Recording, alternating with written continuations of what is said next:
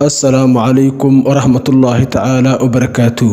waxaan rabaa inaan idin soo gudbiyo rumayn alla iyo rasuulkiisa iyo amal wanaagsan in lagu helo jannada Ilaahay subhanahu wa ta'ala. qof kasta wuxuu jecel yahay inuu Ilaahay subhanahu wa ta'ala ku abaalmariyo jannadiisa, balse waxaa loo baahan yahay qofku inuu raaco shuruucda Ilaahay subhanahu wa ta'ala u sameeyay si uu ugu abaalmariyo jannadiisa. Ilaahay subhanahu wa ta'ala quraankiisa wuxuu ku leeyahay walladina aamanu wa الصالحة كوا رمي إلهي سبحانه وتعالى يا رسول كيسي صدق لسمي عمل وناكسن إلهي وهو ليهي كانت لهم جنات الفردوس نزلا وها هوي وهذا جنة الفردوس وفرصة أن بعاديهين قف كسر الربو إنه قد ذاله إلهي سبحانه وتعالى رمي رسول كيسي رمي رسول كسر الله رمي وسؤال سويدي مدن وها تراعيسا سنة النبي صلى الله عليه وسلم إلهي سبحانه وتعالى قرآن كيسوه كليه لقد كان لكم في رسول الله أسوة حسنة.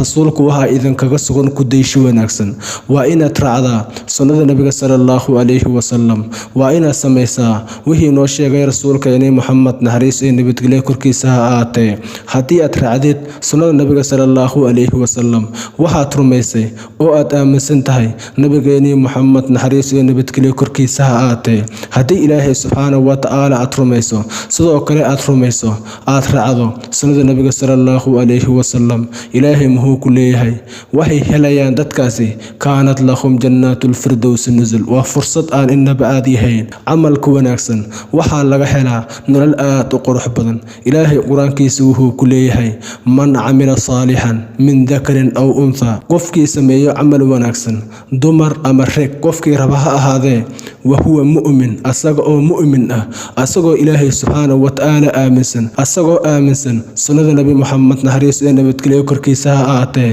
falanuhyiyannahu hayatan tayyiba waxaynu ku nooleynayna nolol aad u qurux badan nolol aad u wanaagsan waxaad ku noolaanaysaa nolol degan nolol buuq la'aana nolol walwal iyo walbahaar aysan ku jirin nolol aad u qurux badan. ilaahay subhanahu wa ta'ala ayaa sidaas ku leh waa fursad loo baahan yahay in lagu dadaalo amalka wanaagsan waa salaadaha ilaahay subhanahu wa ta'ala kugu waajibiyay waa akhrinta quraanka kariimka waa soonka ilaahay subhanahu wa ta'ala kugu waajibiyay waa inaad ku dadaashid sunooyinka waa inaad bixisid sadaqada waa inaad dadku walaalahaadii soo dhaweysid waa inaad noqotid qof u naxariista ummadda amalka wanaagsan lagu sheegay waa inaad aad ugu dadaashaa si ilaahay subhanahu wa ta'ala kugu nooleeyo nolol aad u degan nolol aad u qurux badan. man amila salihan min dhakarin aw untha wa huwa mu'min falanuhyiyannahu hayatan tayyiba. ilaahay sidoo kale muxuu leeyahay walanajziyannahum ajrahum bi ahsani ma kanu ya'maluun. ilaahay subhanahu wa ta'ala wuxuu leeyahay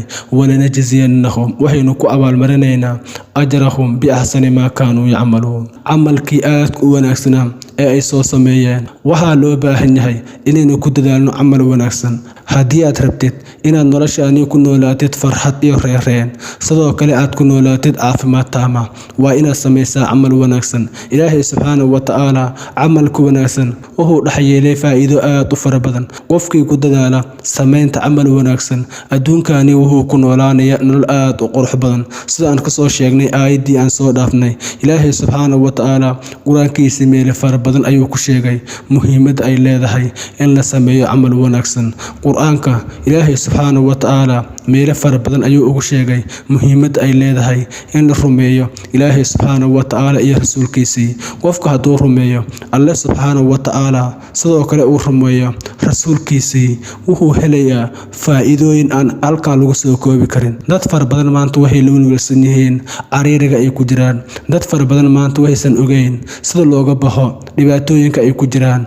waxaan rabaa inaan idinla wadaago qiso ka dhacday gabar Soomaaliyeed.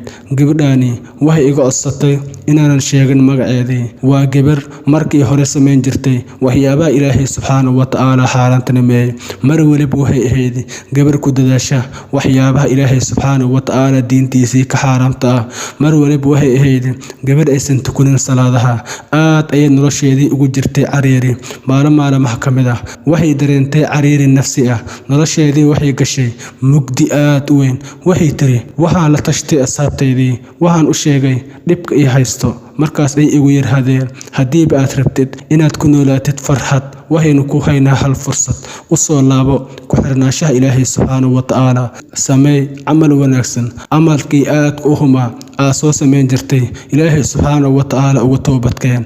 Noloshaadii waxay gali doontaa farxad iyo reereen. Gabadhii waxay tiri waxaan u soo laabtay Ilaahay subxaanahu wa ta'aala. Habeen saqdeh ayaan soo toosay. Ilaahay subxaanahu wa ta'aala ayaa gacmaha u taagay.